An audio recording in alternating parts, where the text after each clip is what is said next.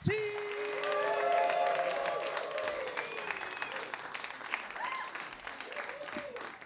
you very much, ladies and gentlemen. How you guys? Are you well? Yep. Right, seems you guys have been getting a nice tutorial about how the middle classes work. Glad you're learning. Like, I live in South East London, and thanks for coming, guys. I'll need a ride home. I lost my Oyster card, so I'm pissed. As you know, if you live in London, gentrification is an issue to some extent. Now, I don't know if there's any middle-class people in the room right now. I have no problem with middle-class people. If you want to move to another area to enjoy economic prosperity for you and your family, I welcome you like any immigrant. So you do your best. And I am taking the time to learn a lot more about middle-class people. Like, for example, did you guys know they have a type of clothing they like to wear, which they refer to as vintage? You'll know it as second-hand, but they have different names, things. I grew up in a very working-class part of Southeast London where people might give their daughters names like Sugar or Honey. Middle-class people do the same thing, and it's a bit more specific, so their kids will be called Manuka and Demerara. You know, learning all the time. Very recently, I was introduced to a new meal middle-class people enjoy, referred to as brunch. Has anybody here had brunch? How good is brunch? Because it's like having breakfast, but you don't feel guilty about the fact that you wake up at midday. That's why I like it. Brunch is pretty good. And while I was at brunch, I was introduced to a delectable new dish called smashed avocado. Has anybody here tried smashed avocado? How good is smashed avocado? Yeah, it used to be called guacamole back when Latin people made it, but it's a good dish. It's a good dish. Now, I don't know if there's any middle-class people in the audience tonight. Anyone middle-class here? Yeah. See, the thing is, you say yeah, but that kind of guilt is how I know you're definitely middle-class. Yeah. What's your name, sir? Zach. Is that like a real middle-class name? No, see, I like Zach. Zach's fine. It's one syllable. It's pretty cool. You seem like a cool guy. Zach, I have a class-based question for you. You ever been to McDonald's before? Yeah. See, there you go, Zach. We got something in common, but judging by your smile and your eyes full of hope and optimism about the future, you've not been to the same McDonald's as me, Zach.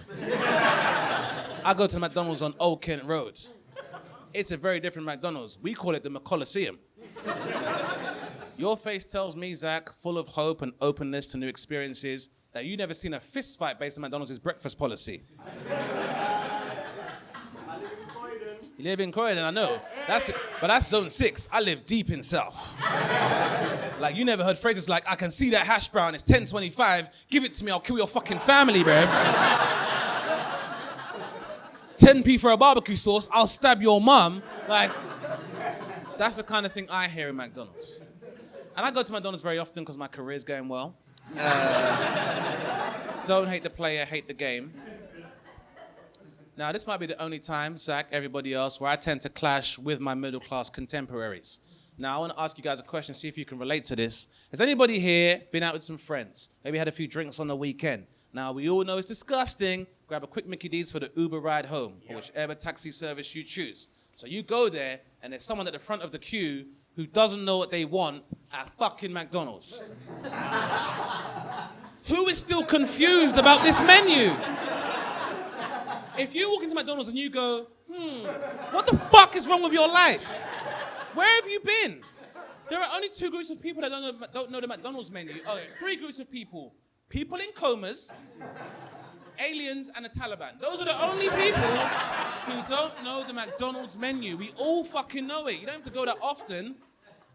So I'll be there losing my mind, and there's 2 middle-class guys at the front. It's like, what should we do, Clarence? I don't know. I've never been here before, Sebastian. Oh, well, fine. I should know everything, shall I?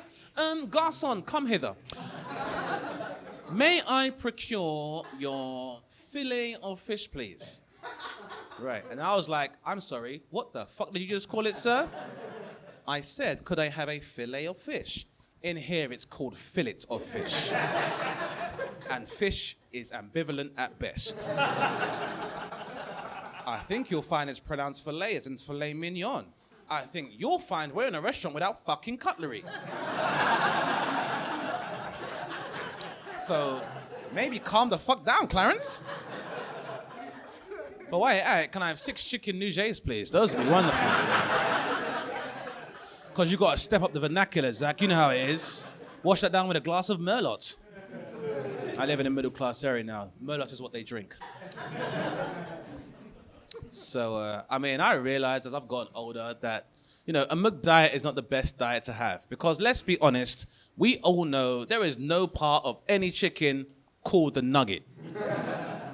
And really, I resent the term nugget because we should really call chicken nuggets what they actually are, which is toddler crack. Anybody here have kids?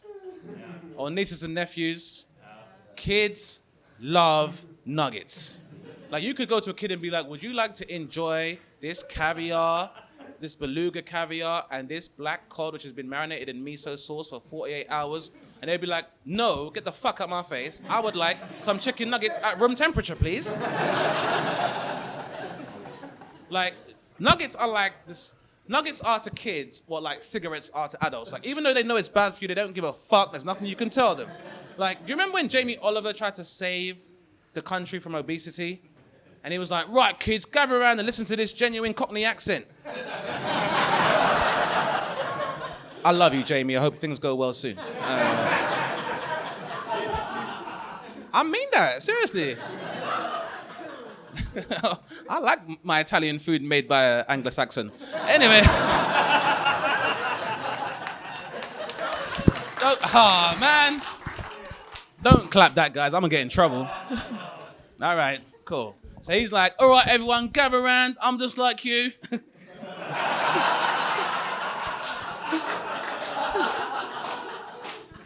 Just ask my daughter Poppy Frizzlefroth. I'm just like you. Anyway, now I'm going to show you how nuggets are really made. First, they get all these miscellaneous pieces of chicken and they stick them in this little blender. Can you imagine, kids? And they whisk it up until it becomes this really viscous paste. They pour it out to like a slurry, so it's like poultry-flavored toothpaste. And they make that into nuggets, kids. Blah.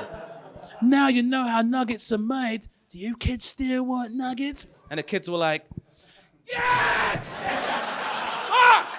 That's why we're here! Fuck! Can I get some nuggets, please? Fuck! Need some hot sauce. I'm gonna stab someone's mum. Fuck! Kids love nuggets. That's the point there. So, I am no longer a kid, and so my diet has to improve. And I wanted you guys to be the first to know that I, Dane Baptiste, am toying with the idea of becoming a vegetarian. All right, some people don't like it. Like, I've floated this by a few people. One of the best responses I've heard was from an Uber driver when he went, why do you want to be a vegetarian? I was like, I don't know, health reasons. He was like, well, if vegetarians are so healthy, why are rabbits fat as fuck?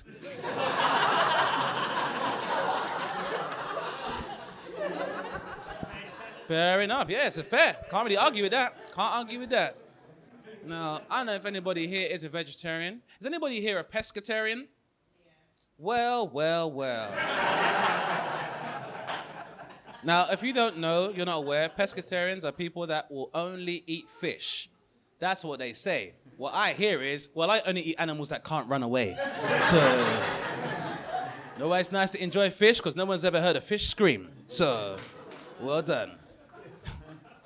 Now, I guess one of the reasons I decided to contemplate this change is because, and is anybody here actually a vegetarian? Yeah. Yep. And how long have you been a vegetarian, sir? 2 years. 2 years, so not that long. And was there a particular reason you made the change? Just environmental reasons.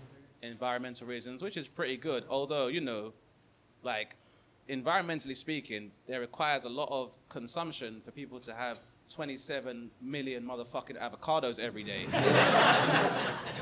They're not even native to this country. I'm not here to judge, just to observe. Maybe I'm projecting because I'm jealous of the fact. But, it's cool, man. You made the change. Like, it's always good when people improve their lives. And I want to tell you guys a heartfelt story because just a few months ago, my best friend, he came out as a vegetarian to me and his family. And that shit was crazy because you think you've known someone your whole life and then they throw you this curveball. And then I'm like, do I even know who this guy ever was?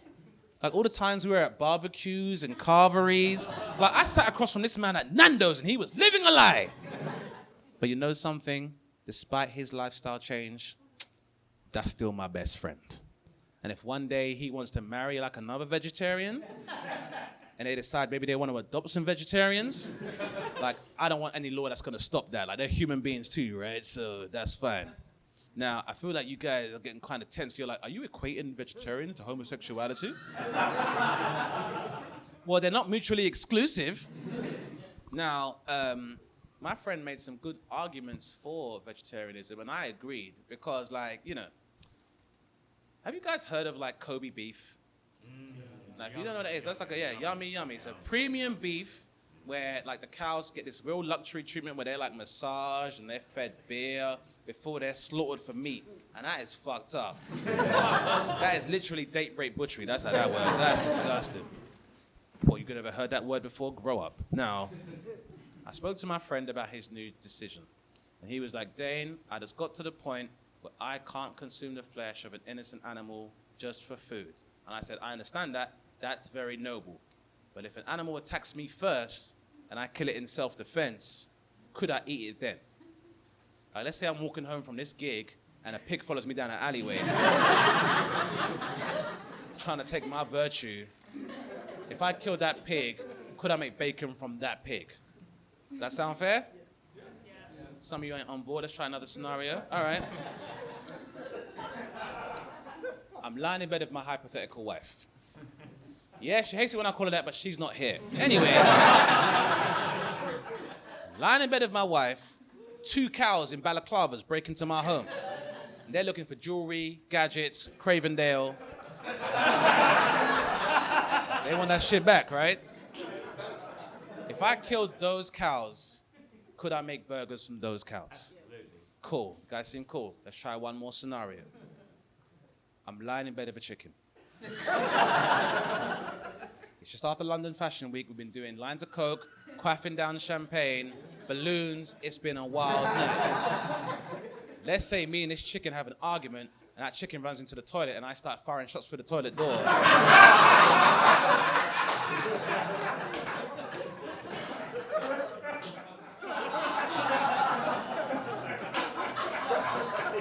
Yeah, I didn't think it was okay either, but apparently in South Africa it's called culpable homicide.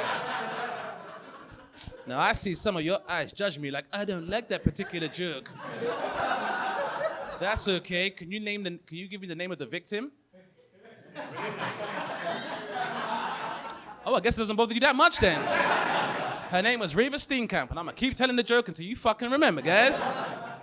Now, yeah, that was initially ruled as culpable homicide, which I've never heard in my fucking life. And I have a dictionary app for my iPhone, and culpable means to blame for, and murder is defined as the act of taking somebody's life with malicious intent. So you're to blame for taking someone's life. Is that not murder?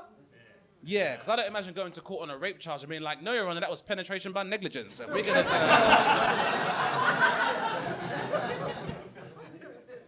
yeah. And I know you guys became uncomfortable with that little joke, but I did gender politics. But when I did a black guy chicken joke, everyone was like, ha ha! So, let's rearrange our moral compasses, guys. But just so you know, guys, like, I am not trivializing the event. And I bring it up, and I use that analogy because we have arrived at a point where even the fucking president thinks it's okay to grab women by the pussy, and we are reducing the majority of the human beings on the planet to fucking livestock. It's insane. I say that because I work in entertainment, and I am surprised and shocked how many people that work in this oratory medium where you talk for your money, and some people do understand that no means no, which is fucked up because we live in England, and English is the primary language. And normally when you learn to speak English, no is the first word that you learn. 2 letters and 1 syllable. And some people still don't understand that no means no. And no is an easy word. It's so easy, it's easier to spell than easy. That's how easy it is to say no. But some people don't understand that no means no. And you have an entire demographic on the internet now who call themselves incels. I prefer the term frustrated virgins. Like, we all feel angry and shame when we finish masturbating, but don't go and type shit on the internet. And they'll be like, well, I'm sorry, but if she's dressed like a slut, she's asking for it. That has never been an argument. No one's ever been beaten up on the way home from judo.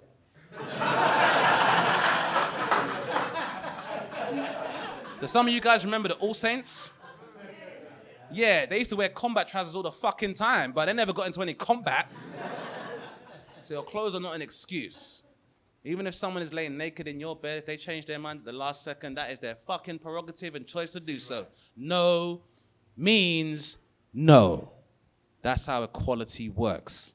Just like when you finish having sex and someone says, could I stay the night? No. Means no. Means no. That's how equality works. What, you're kicking me out your house, Dane? Oh, because I'm dressed this way, you think I want a relationship? Shame on you, madam. I'm taking off these hot pants. Since you can't control yourself. Do you know what I like sometimes about doing jokes like this? Is when I see like people that are aspiring feminists folding their arms and being like, I don't like what you're saying. Blah, blah, blah, patriarchy. As if the patriarchy didn't come out of your vagina. So if you have a problem with patriarchy, remember the etymology of patriarch means father. So if you're like, what's the deal with all these heterosexual men? Ask your fucking dad. How about that? Because I'm aware that you can take risks with some of these jokes, and I don't come out here to offend anybody, because if I offended you, why didn't you say something when I wrote the joke in the first place? I know why, because you weren't fucking there. Look, I did not have you in mind when I wrote the joke in the first place. I say some jokes, if you don't like it, I'll learn my lesson, and I will restructure said jokes. But what I can't do is be the type of comedian who comes out on stage and lives a lie, because I'm supposed to be making observations about the world. So if I'm like, hey, everything in the world is fine, austerity, never heard of it, yeah! You'd be very cynical about my narrative. So I come out and say what the fuck I think, and if you don't like it, I guess I learned my lesson. I wish I could be the type of comedian who goes, oh, I love everybody, I don't even see color, because how the fuck do you cook a steak, right? Like when I started comedy and guys would go, I'm not racist, but my nan on the other hand, sometimes she can be a little bit racist. And then they would say something racist that their nan said, and be like, but that's my nan, what you gonna do? I'm ever so cheeky.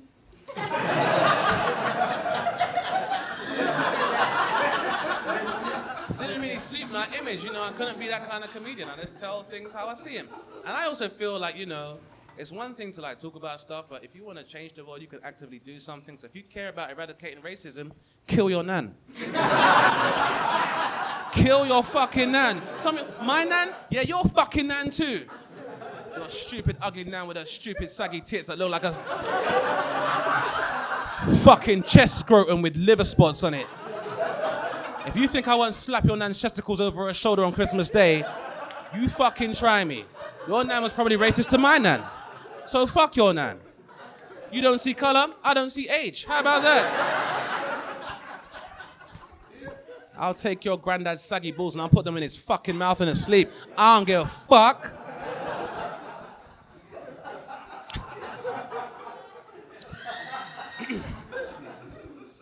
Ladies and gentlemen, I guess what I'm trying to say is in a very roundabout and surreal way is that I'm not ready to be a father.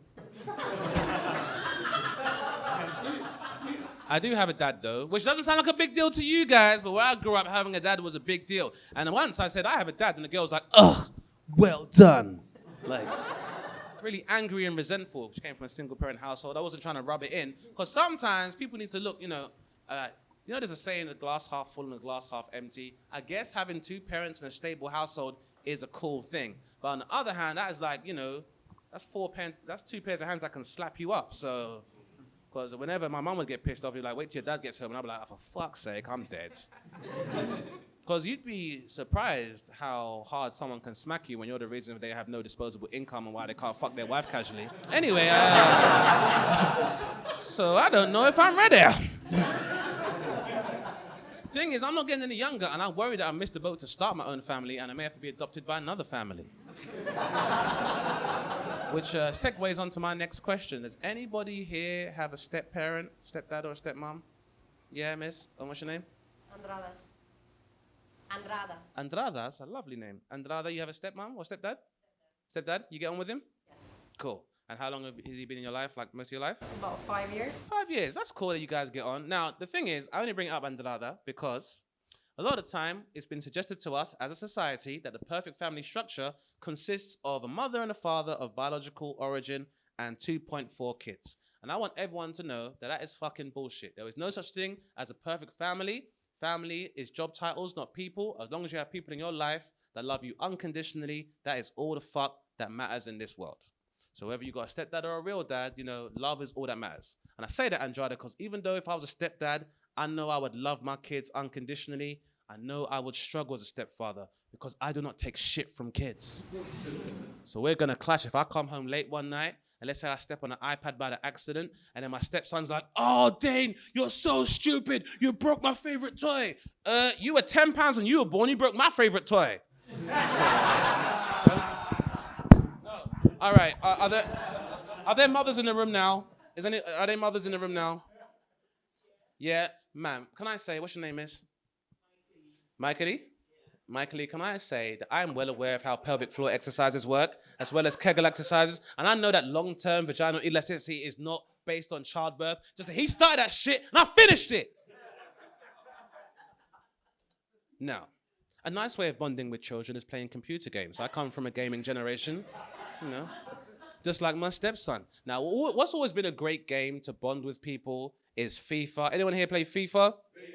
FIFA is a fun game, but we know FIFA gets very emotional. Like, anyone ever played like board games at Christmas with their family? Yeah, try doing that with crystal meth. Like, that's how emotional a game of FIFA can get. Now, let's say I'm having a lovely game of FIFA with my stepson, and he scores a goal. And he tries to make me watch the replay in my own fucking home. Where I pay the mortgage and the bills? Rewinding and shit. Like, what's wrong, old man? Your fingers seem kind of tired. Maybe you're getting arthritis in your old age. I can't take the trash talk, ladies and gentlemen. I'll be like, actually, these fingers were busy pleasuring your mother the way she deserves. Maybe that's why I'm tired, young man. I feel there are many challenges to fatherhood. I think the biggest challenge is listening to her should be like, oh yeah? Well, I fuck your mum, how about that? Which brings me to the point that let's not forget in my musings about fatherhood that being a mother is one of the hardest jobs in the world. Are there any mothers in the room tonight other than Mikali? Mothers here? Now, I can't stress enough how much I appreciate just who you are. By virtue of your womb, that's the reason why we're here as a species. And I appreciate that. Now, miss, I have a question for you, which I hope is not too disrespectful.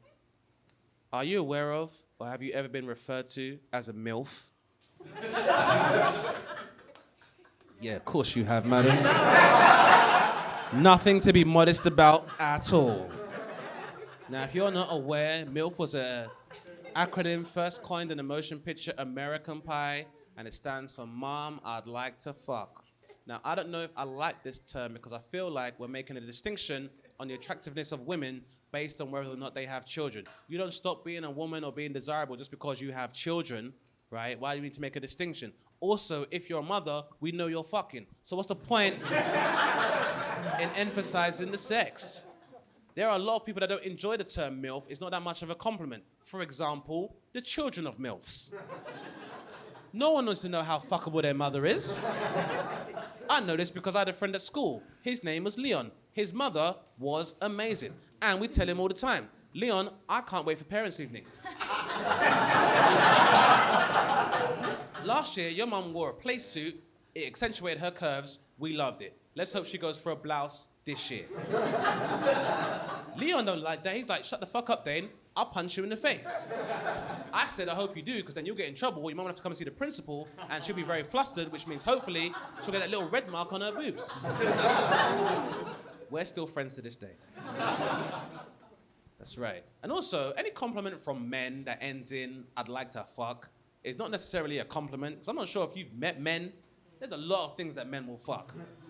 That's why you have, like, sex dolls. Now, I don't know how you're like, ugh, sex dolls are disgusting. If people want to fuck sex dolls, let them fuck sex dolls. You know why, bro? More girls for us. Number one, more girls for us.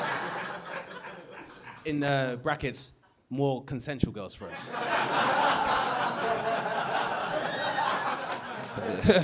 Let's not discuss that as if they were a commodity, brother. More of us to offer to women. But yeah. Also, anybody who wants to fuck a sex doll, you'd rather them fuck a sex doll than have them have sex with somebody you care about. So that's why I let people fuck sex dolls. The thing that troubles me about sex dolls is the tireless work that's going in to making sex dolls look more advanced. We still don't have air conditioning on our trains, but sex dolls are getting more realistic all the time. That means there is somebody out there, a Steve Blowjobs, who is working on innovating the design on an annual basis, doing like Apple conferences, being like, ladies and gentlemen, thank you for coming. I'm Steve Blowjobs. As we all know, the Pussy Mag 3000 was a success. But some of you are saying, Steve, can we do more? The answer is yes. Introducing the Pussy Mag 5000 XL with facial recognition. Yeah! That's right. Yeah! That's right. Yeah! Our scientists say that it feels like the inside of a real vagina. Yeah! If there's one group of people that don't know what the inside of a vagina feels like, it's fucking scientists. That's pretty much the pathway. You get to the fork in the road, science, vagina. You can't do both. You can't do both because, you know what's funny about scientists is that, Viagra was originally like a drug to help out with like cardiovascular issues, and the whole erection thing was actually a side effect. I know that there was one scientist who was like, hey guys, having hard dicks is cool, but we should get back to the research. And I was like, shut the fuck up, nerd! If we can't use our dicks, what's the point in being alive, stupid? That's why you're a virgin, Dudley. I mean, I know I wasn't there, so,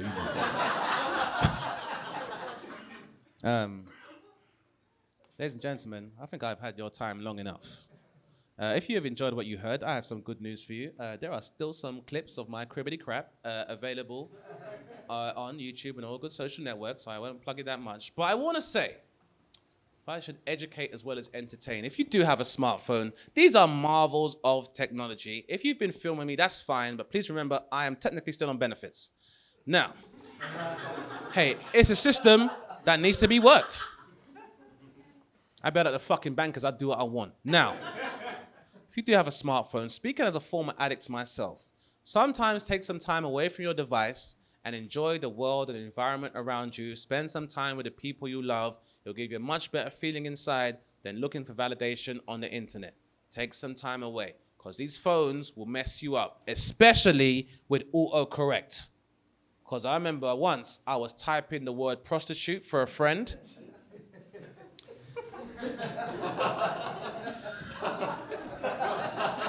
Like, can we focus on the point of the story, please? Now, I misspelt it, prostitute, and then when the red line came under it for corrections, I pressed it, and then my phone said no suggestions.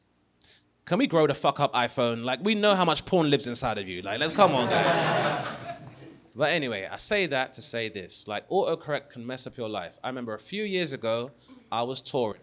Came back from tour, text my friend Mikey about going on holiday. I'm like, Mikey, touring was fun, but that shit was hectic. I want to relax and go away. Let's go to Malia. Mistyped that in my phone, so a couple of years back, we ended up in Somalia. I mean, it was still fun, good weather, boat parties. The shit was wild. But not the type of time I was looking for. And I'll be on tour next year, guys. So if you have enjoyed what you heard, then go online, check me out, and hopefully I'll see you guys around. I've been Dane Baptiste. Thank you very much.